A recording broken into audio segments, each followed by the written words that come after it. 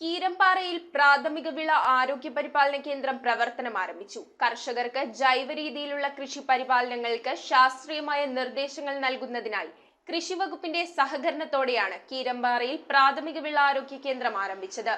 ഉദ്ഘാടനം Kothamangalam MLA. Antony John നിർവഹിച്ചു. വിളപരിപാലന കേന്ദ്രം വഴി കർഷകർക്ക് ജൈവ രീതിയിലുള്ള കൃഷി പരിപാലനങ്ങൾക്ക് ശാസ്ത്രീയമായ നിർദ്ദേശങ്ങൾ നൽകുന്നതിനും കർഷകരെ കൂടുതൽ കൃഷി ചെയ്യുന്നതിന് പ്രാപ്തരാക്കി കൃഷി ചിലവ് കുറച്ച് വിളവ് ഇരട്ടിയാക്കാനും ലക്ഷ്യമിട്ടാണ് കീരമ്പാറ കൃഷിഭവനോട് ചേർന്ന് കൃഷിവകുപ്പിന്റെ സഹകരണത്തോടെ പ്രാഥമിക വിള ആരോഗ്യ കേന്ദ്രം ആരംഭിച്ചത്. കേന്ദ്രം കോതമംഗലം എം.എൽ.എ. ആന്റണി ജോൺ നാടിന് സമർപ്പിച്ചു.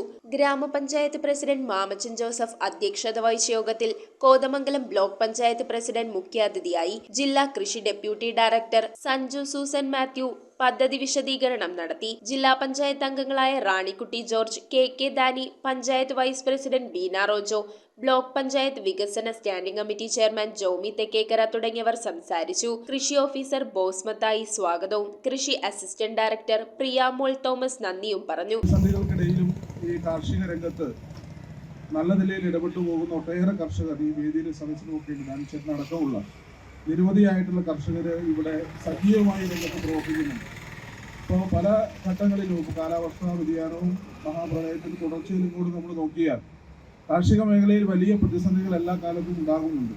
News bureau, Kothamangalam. 300-ലധികം ഡിഷസുകളാണ് സോൾട്ട് നിങ്ങൾക്ക് ഒരുക്കിയിരിക്കുന്നത്. അതിൽ നാടൻ മുതൽ ചൈനീസ്, അറബിക്, മലായി, സ്പാനിഷ് ഇതെല്ലാം നിങ്ങൾക്ക് കൊച്ചിക്കായലിന്റെ സൗന്ദര്യം ആസ്വദിച്ചിരുന്ന് കഴിക്കാം.